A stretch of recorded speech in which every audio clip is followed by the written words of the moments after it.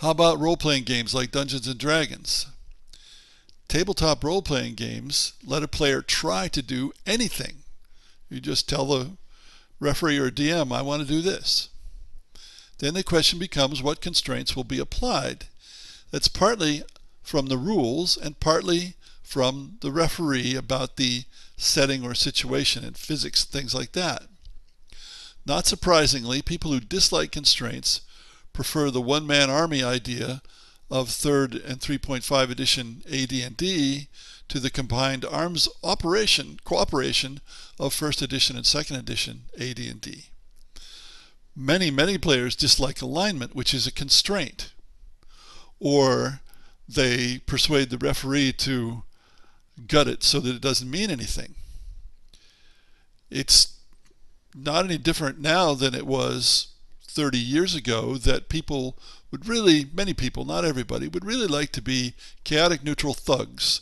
They figure they can do anything and get away with it because they're not actually evil. So they're trying to get around the constraints built into the game. Well, I'm not a person who likes to play chaotic neutral, and I don't like D&D where everybody behaves like a thug, because I don't think that's fun for anybody. But I'm willing to accept constraints in games for a variety of reasons. Now, remember always that we're talking about brainware here, not athleticware. Games where it's your brain that makes the difference, not how fast you can run your controller and do 200 actions per minute in RTS, things like that.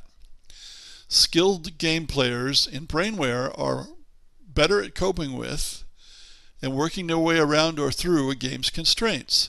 The average gamer does not do this well, may not even try. A weak game player may not even realize he or she is being constrained. They won't see the direct connection. Skilled players, because they're skilled, retain their freedom of action better. To quote Xenophon, the art of war is, in the last result, the art of keeping one's freedom of action. Okay, what about the story?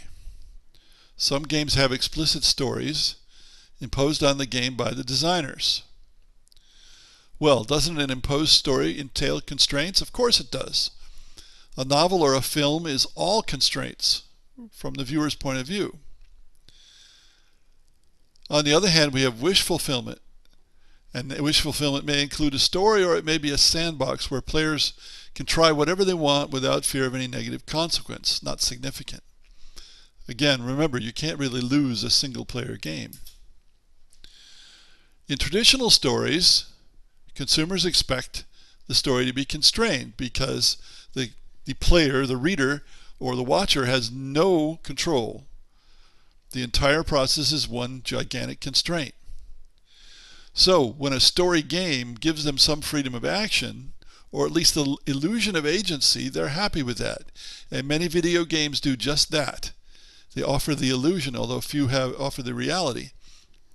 And we can think of the big hoorah over the ending of Mass Effect 3, where the developers of Mass Effect had emphasized over and over again how much the players were able to affect how things went, and then they ended up with a choice that was no choice at all, and just 3 different colors in essence. Made a lot of people angry.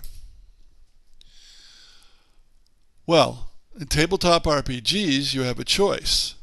It's up to the creator of the adventure, and that includes both the person who created the adventure and the dungeon master who's running the adventure. Some will impose an explicit story on the players and force them to particular events and particular ending. There could be several nonetheless successful endings, but there's particular endings. Others will set up a situation that has interesting possibilities and challenges within its constraints, but not a specific story, and let the players write their own story within those parameters. It's the same game. It may be different adventures, but there's certainly big differences in attitude. Well, what are the consequences for designers of all this? Clearly, I don't care for games as playgrounds, because they're the equivalent of party games, more emotional than intellectual activities, really. And I'm an old-fashioned gamer. I like the traditional chess style and so forth. But with so many people expecting games to hold their hands for them, and who blame games if they aren't having fun, who want the games to just reward them, the designer has to face reality or design for a small market.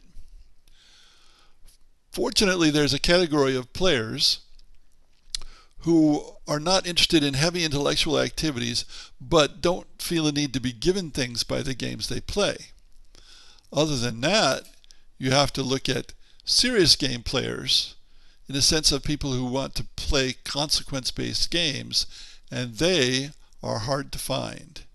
And that means if you make a game for them, you have necessarily significantly limited your market. Thanks for listening.